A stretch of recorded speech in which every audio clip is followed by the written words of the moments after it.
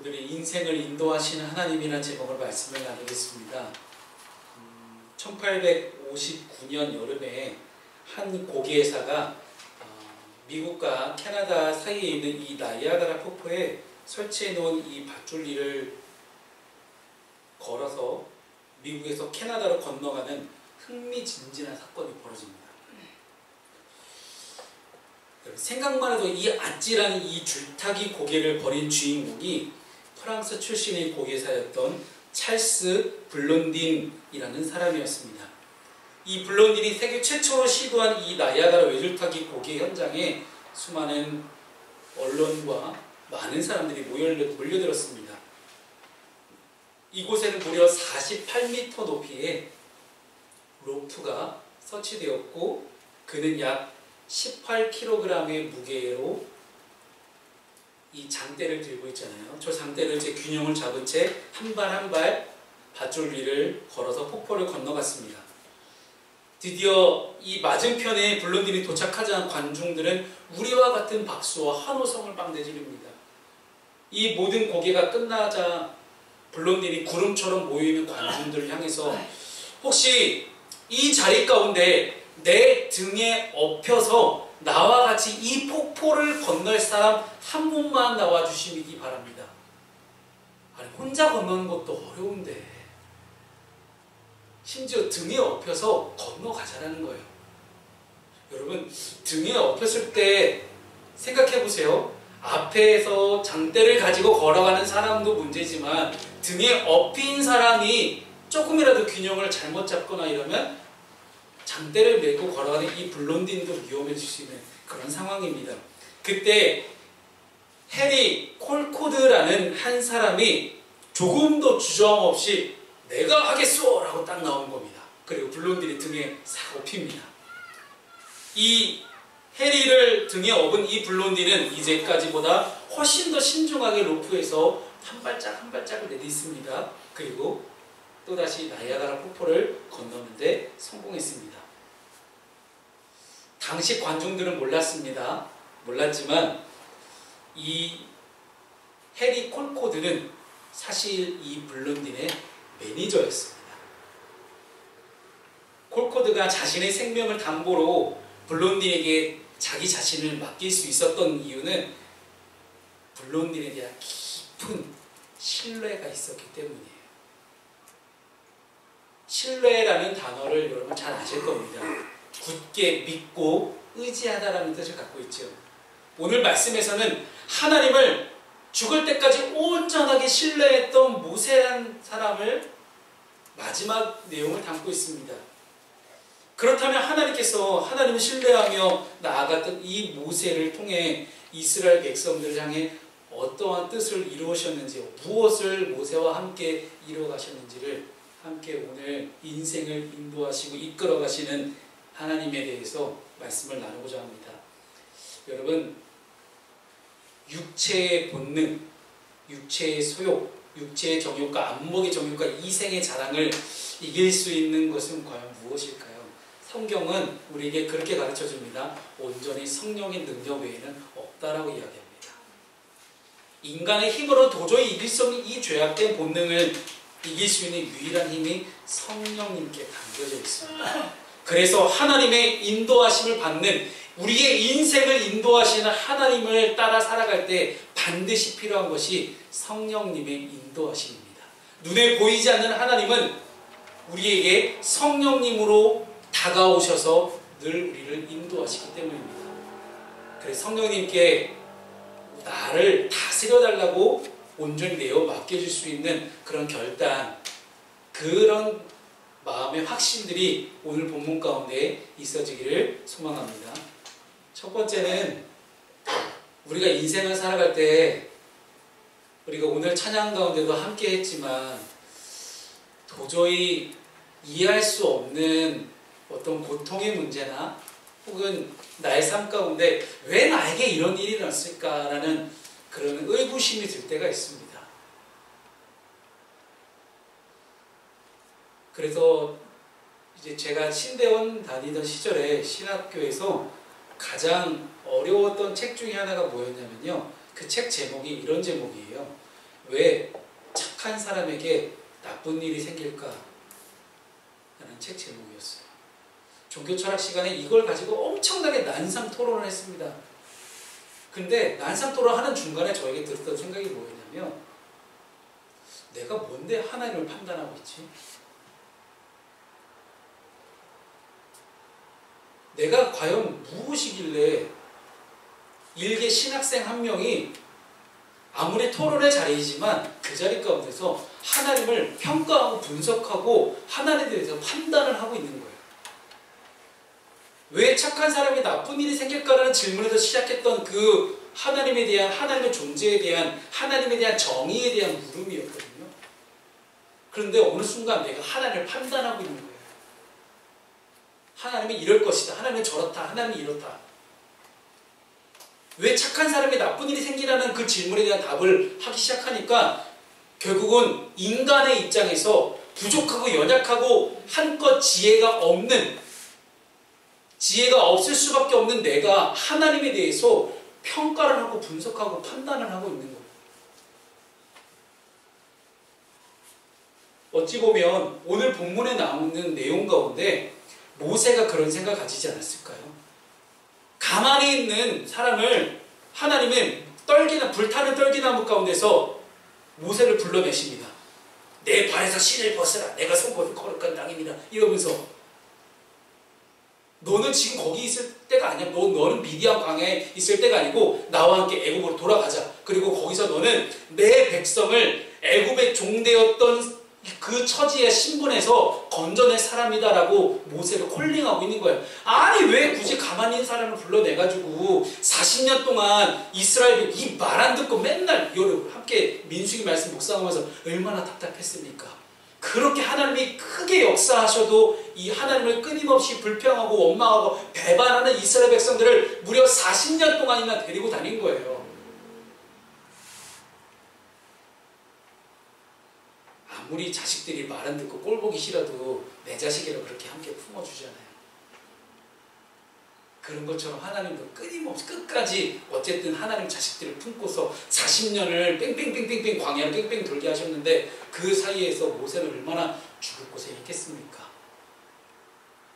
그런데 그 모세한테 모세의 인생의 단 한 가지 목표였던 가나안 땅에도 못 들어가? 라고 하시는 거예요. 모세가 가나안 땅을 바로 앞에 두고 가나안 땅이 앞에 보여요. 지금 앞에 보이는데 너는 저기 못 들어가. 여러분 만약 여러분은 모세라면 그게 인정되시겠습니까? 내가 40년을 하나님 앞에 충성하고 맹세했어요. 그렇게 열심히 헌신했는데 곧 그깟 그 무리바에서 반석 한번 쳐갖고 그 열 한번 내갖고 물 한번 나오겠다고 나를 못 들어가게 해요? 하나님 너무하신 거 아닐까? 영화 대사 중에 있어요. 이병헌이 나한테 왜 그랬어요? 넌 나에게 모욕감을 줬어. 이런 대사가 있거든요. 우리 청년들은 알 텐데 유명한 짤인데 이게 정말로 이병헌이 그 김영철 배우한테 가서 그렇게 나한테 왜 그랬어요? 따지는 것처럼 똑같이 모세를 하나님한테 따질 수가 있어요. 그래서 오늘의 첫 번째 대지의 제목이 그럼에도 불구하고 거예요. 여러분 모세만 그렇습니까? 여러분 안에 그런 마음이 있지 않으세요? 내가 신앙생활 이렇게까지 했는데 내가 하나님 앞에 그렇게까지 충성하고 헌신했는데 왜 나에게 이런 일이 생기게 만드십니까? 충분히 던질 수 있을 만한 그런 질문들입니다. 근데 하나님이 너무 매몰차게 모세를 향해 그렇게 이야기합니다. 내 형 아론이 돌아갈 것 같이 너도 조상에게 돌아가리라. 사형 선고예요. 사형 선고. 아론이 여기서 죽었잖아. 근데 너도 가나안 땅 못 들어가. 너도 여기서 죽을 거야.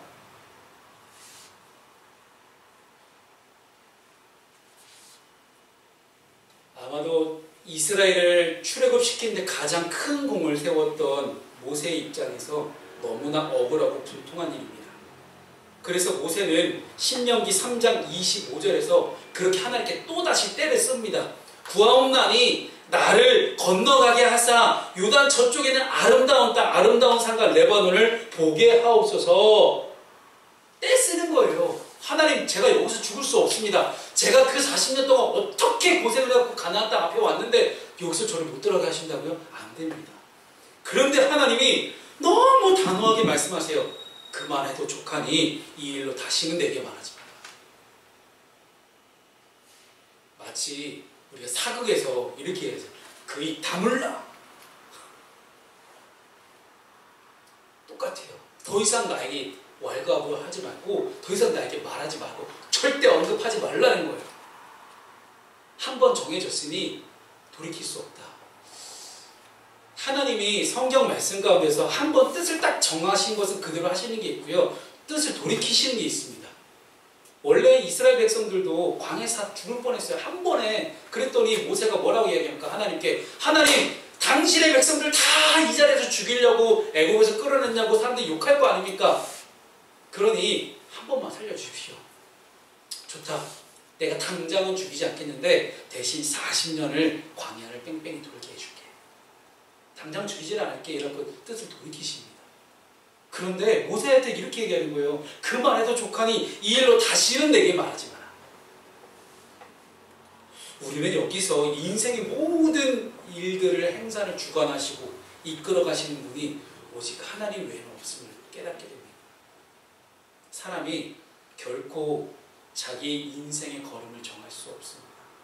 그래서 잠언 말씀이 이렇게 우리 이야기를 하시죠.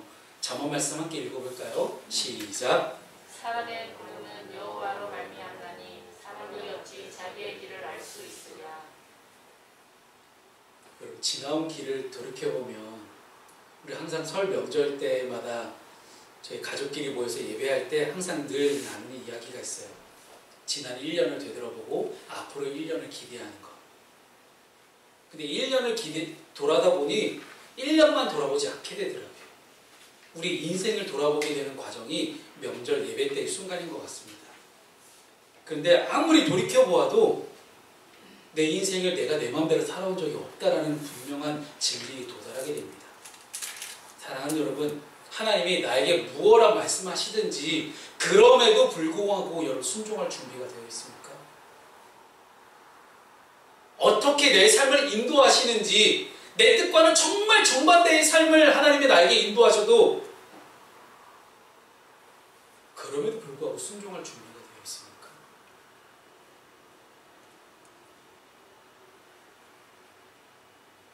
어떤 청년이 저한테 그런 질문을 했어요. 목사님, 왜 목사님 되셨어요? 그래서 제가 너무나 정확하게 교과서적인 답변을 했습니다. 하나님이 하라고 하셔서. 아니 그거 말고요. 아니 그거야 목사님이니까 당연한 거 아닙니까? 근데 그거 말고 진짜 왜 목사님 되셨어요? 하나님 시켜서. 에이 그걸 누가 몰라요. 아니 그거 말고 진짜로 목사님 왜 되셨어요? 하나님 시키셔서.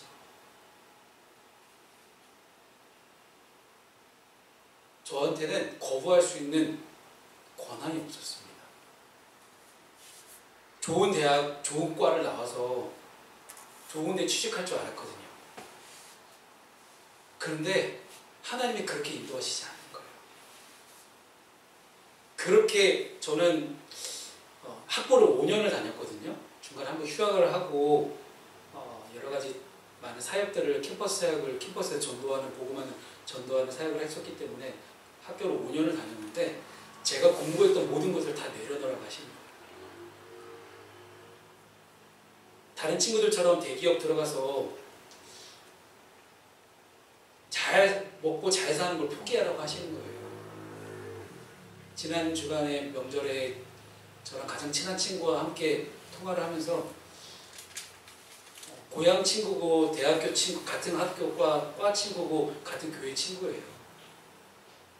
삼성에 들어가서 열심히 잘 다니고 있는 그 녀석 보면서 저랑 스펙이 같았거든요. 나 삼성 들어갈 걸 그랬나. 그러니까 가끔씩 해봤어요. 그런데 하나님 포기하게 하시는 거예요. 내 뜻, 내 힘, 내 능력 다 내려놓고 너는 나만 쫓아와라. 하고 싶은 게 정말 많았어요. 근데 그럼에도 불구하고 하나님이 말씀하시니 순종하지 않을 수가 없는 거예요. 그때서야 그렇게 많이 외웠던, 그렇게 많이 읽었던 순종이 제사보다 낫다라는 이 말씀에 대한 깊은 이해가 그때 생겨나기 시작합니다. 사랑하는 여러분, 순종이 제사보다 낫습니다. 아무리 그럴듯한 직장과 그럴듯한 씀씀이와 혹은 그럴듯한 스펙과 능력을 갖추고 있어도 결국은 우리가 하나님께 순종하지 않으면 그 모든 것들이 아무 시작되기가 없다라는 거예요. 그것을 우리는 지금 가나안 땅을 목전에 두고도 가나안 땅을 들어가지 못하고 있는 모세를 보면서 우리는 알 수가 있게 됩니다. 당시 세계 최강대국이었던 애굽에서 40년 동안 왕자로 자라왔고 40년 동안 인생의 미디안 광야에서 쓰라린 고통을 감내했었고 40년 동안 하나님이 시키는 대로만 했었던 120살의 모세는 지금 그저 하나님 앞에 순종하는 모습을 보이고 있습니다. 사랑하는 여러분, 인생의 마지막까지 그럼에도 불구하고 순종할 수 있기를 축복합니다. 제가 몇 명의 청년들을 제가 쥐잡듯이 잡고 있거든요. 영적으로 말씀 묵상을 그렇게 안 하니까 제가 말씀 묵상하라고 매일 괴롭혀요. 매일 카톡 보내가지고 매일 오늘 몇 시에 기상했니? 몇 시에 집안일 했니? 그리고 몇 시에 묵상했고 묵상한 내용 적용한 것 제가 다 보고하라고. 근데 제가 그 친구들한테 그렇게 하는 이유가 있어요. 그 친구들은 저한테 그 하나님께 순종할 준비가 되어 있는 거예요. 그러니 매일매일 적용하는 내용들 보면 참 많이 성숙해지는 것들을 보게 돼요. 이게 다 역사거든요. 그게 영적인 일기, 영성일기예요. 24시간 예수를 바라볼 수 있는 훈련을 하기 위한 영성일기를 그들 자신들을 지금 쓰고 있는데 그거를 아직 본인들은 잘 몰라요. 근데 이게 쌓였을 때 엄청나게 많은 영적인 순간이 된다는 걸 아직 그 친구들은 모르는 것 같아요. 하지만 나중에 보면 알겠죠. 나중에 지나온 길을 보면 알겠죠. 모세에게 왜 후회가 없었겠습니까? 하지만 모세는 그럼에도 불구하고 순종했습니다. 왜냐? 내가 순종하는 대상이 누구인지를 알았기 때문이에요. 내가 순종하는 대상이 참된 인도자라는 것을 분명히 알았기 때문에 그는 순종했던 겁니다. 모세는 하나님께 이스라엘 백성을 인도할 수 있는 목자를 세워달라고 부탁을 합니다. 오늘 본문 말씀이 17절 말씀이죠. 함께 읽어볼까요? 시작. 그로 그들 앞에 출입하며 그들을 인도하여 출입하게 하사 여호와의 회중이 목자 없는 양과 같이 되지 않게 하옵소서. 아멘. 모세는 미디안 광야에서 40년 동안 양을 쳤어요. 목자로 살아갔어요. 목동으로 살아갔어요. 그렇기 때문에 목자 없는 양이 얼마나 비참한 최후를 맞이하는지 알고 있었던 거예요. 그래서 하나님께 간구합니다. 하나님 제발 저 모세가 없으면 이스라엘은 누구를 의지하고 누구를 따라갑니까? 저 대신 할 수 있는 누군가 한 명을 세워주십시오. 모세는 지금 죽음을 앞두고 있는 상황입니다. 근데 죽음을 앞두고 지난 과거를 되돌아보며 후회하거나 혹은 아쉬워하거나 그런 내색이 없이 한 가지만 딱 구하고 있는 거잖아요. 여러분 인생의 마지막 소원을 들어줄게 라고 하면 여러분 뭐라고 구하시겠습니까? 하나님이 쫙 나타나셨어요. 네 인생의 마지막 소원을 얘기해봐라. 내가 다 들어줄게. 근데 모세는 그 순간 속에서 뭐라고 이야기합니까? 나 대신할 수 있는 목자 없는 양같이 되지 않도록 이스라엘 백성들의 안위를 걱정하고 있어요. 참 대단한 사람 아닙니까? 하나님이 약속하신 가나안 땅에 곧장 들어가지도 못하고 40년 동안 광야를 방황해야 했던 것도 끝내 가나안 땅을 밟지 못한 것 다 누구 때문이에요? 모세 때문이에요? 아니잖아요. 솔직히 따져보면 이스라엘 백성들 때문이에요. 이스라엘 백성들이 여기 광야에서 원래 물이 없는 곳인데 물 없다고 불평 안 했으면 굳이 모세가 반석을 칠 일도 없었어요.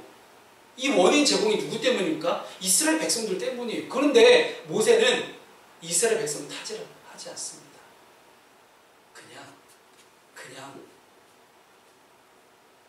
자기에게 맡겨진, 하나님 나에게 맡겨주신 이스라엘 백성들의 안위만 생각할 뿐이에요. 여기서 우리는 참된 목자가 누군지를 알게 됩니다. 어떤 상황 속에서도 나 자신보다 자기의 백성을 먼저 생각하고 염려하는 것이 참된 목자의 모습입니다. 우리에게는 이런 목자가 이미 계시죠. 그분은 지금도 하늘 보좌 우편에서 우리를 위해 간구하고 계신 예수 그리스도십니다. 예수님이 우리를 위해서 종으로 이 땅에 내려오셨고 십자가의 모진 고통을 다 감당하셨습니다.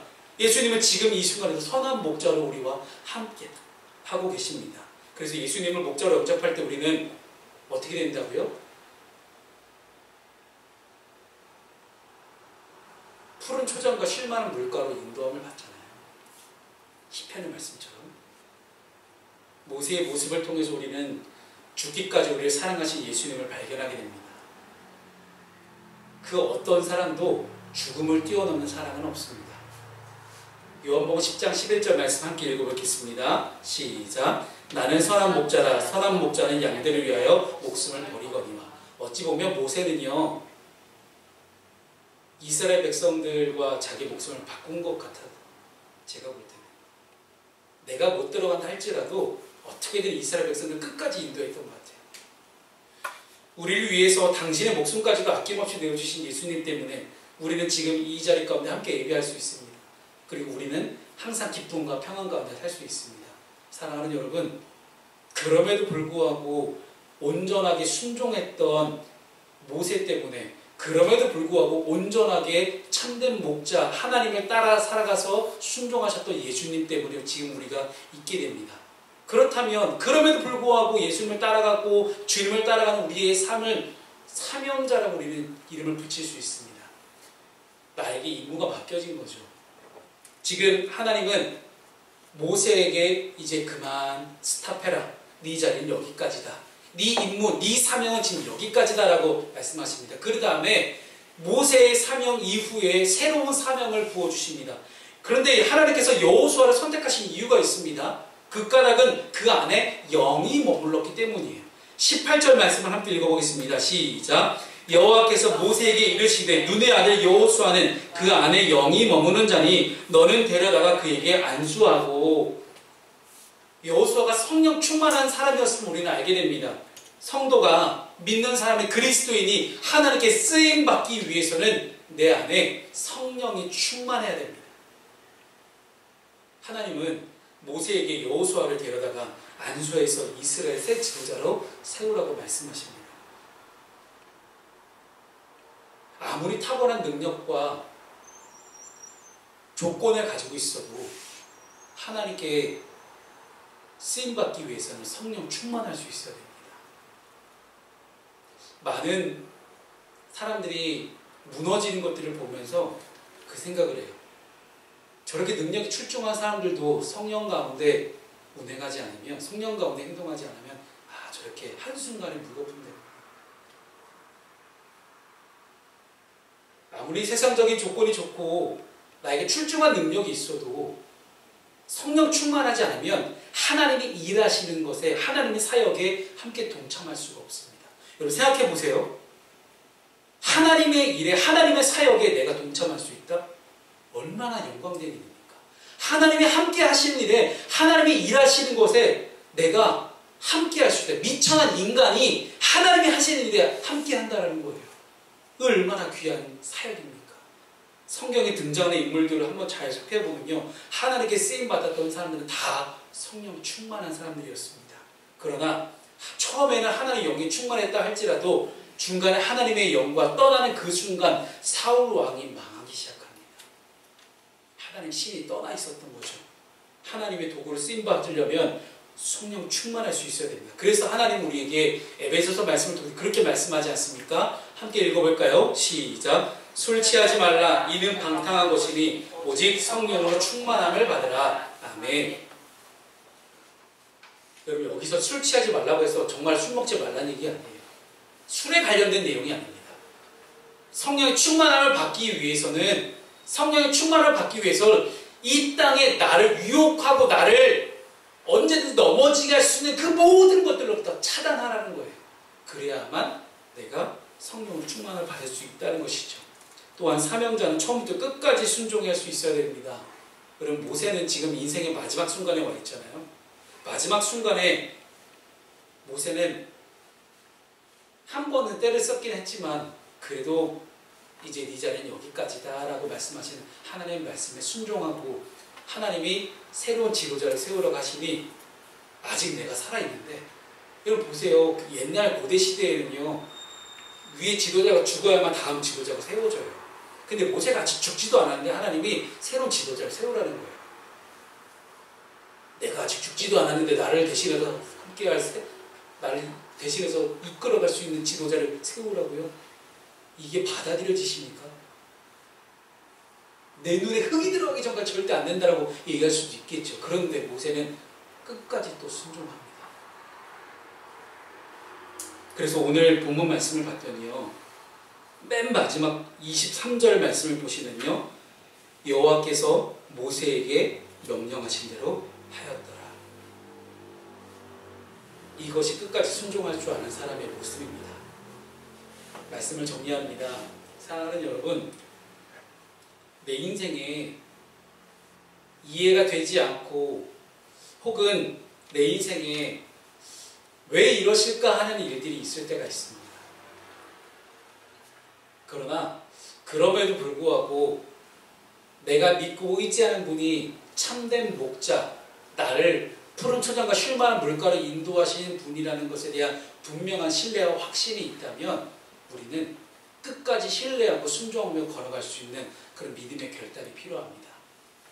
해리 콜코드가 찰스 블론딘 등에 업혀서 끝까지 망설이지 않고 함께 걸어갔던 것처럼 저와 여러분 가운데도 우리를 안으시고 업으시고 함께 길을 걸어가시는 그 주님과 동행할 수 있는 저와 여러분 되시기를 주님의 이름으로 축복합니다. 아멘.